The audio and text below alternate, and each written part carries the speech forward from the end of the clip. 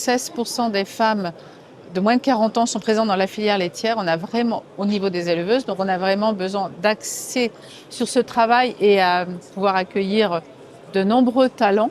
Nous avons aussi vu qu'il n'y a pas qu'un axe principal, ce n'est pas que de la communication pour faire de l'attractivité, c'est aussi mettre en évidence le fait l'accès au métier, donc tous les leviers sur le foncier, le capital, l'accès pour pouvoir devenir éleveuse laitière, mais c'est aussi après la pratique du métier au quotidien, donc travailler sur les conditions physiques du travail, avoir du matériel adapté, et puis aussi sur l'accès, l'articulation vie privée, vie professionnelle.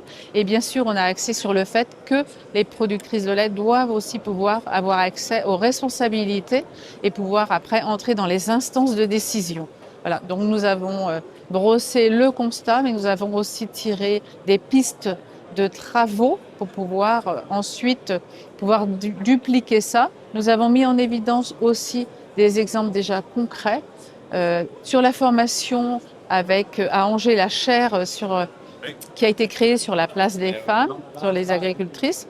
Nous avons aussi montré sur les COP qui ont fait aussi une démarche pour pouvoir accueillir et développer le fait d'avoir plus d'administratrices dans les COP. Et nous avons aussi un troisième exemple, la MSA, qui a fait un guide avec 15 préconisations.